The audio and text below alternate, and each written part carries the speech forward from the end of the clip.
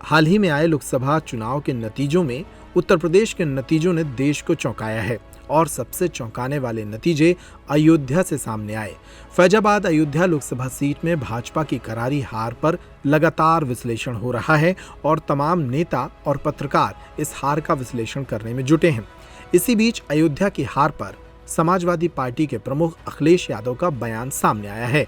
अखिलेश यादव ने कहा कि अयोध्या की जनता के साथ हुए अत्याचार का ये बदला है। उन्होंने कहा कि राम मंदिर की आड़ में अयोध्या के लोगों के साथ जो सुलूक किया गया, जनता ने उसका बदला लिया है। पूर्व मुख्यमंत्री और सपा प्रमुख अखिलेश यादव ने सिर्फ अयोध्या के मुद्दे पर ही नहीं बल्कि अग्निवीर व्यवस्था के शुरू होने के बाद युवाओं को हो रही दिक्कतों पर भी अपनी बात रखी। सुनिए अयोध्या की हार और अग्निवीर व्यवस्था पर अखिलेश यादव क्या बोल गए।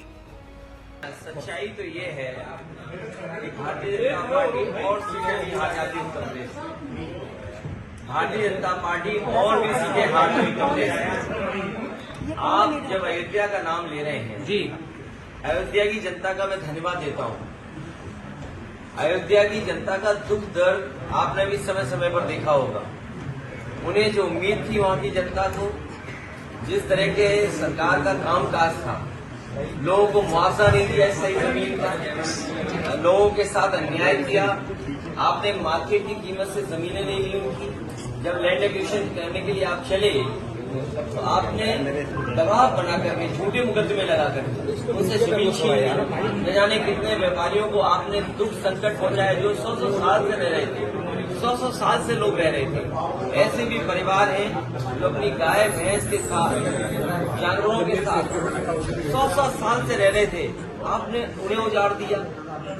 आप किसी पुण्य काम के लिए आप गरीबों को उजाड़ रहे हैं। तो इसीलिए मैं समझता हूँ अयोध्या और आसपास की जनता ने भारतीय जनता पार्टी के खिलाफ मतदान किया। अग्निवीर व्यवस्था तुरंत खत्म होनी चाहिए। सरकार को स्वीकार करना चाहिए कि उनकी गलती है, तो उन्हें अग्निवीर जैसी व्यवस्था दी जानी चाहिए।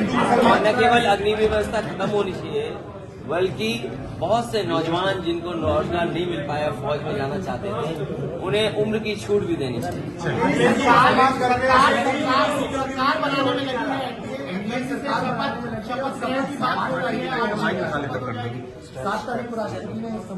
तो अच्छी बात है, वो तो गिनती है।